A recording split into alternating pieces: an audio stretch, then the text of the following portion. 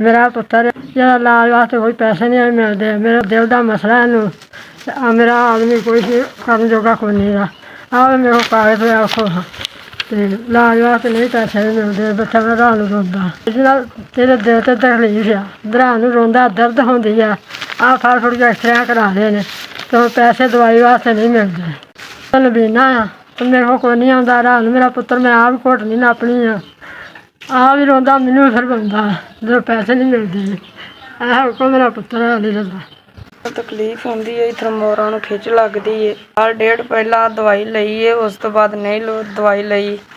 मामे ताए चाचे नहीं साथ देंदे। दिल ते तकलीफ होंदी मोरां नूं खिच लगदी रात नूं बहुत ज़्यादा दर्द होंदी। मां मैनूं वेख के रोंदी हुण भी मैनूं तकलीफ होंदी है।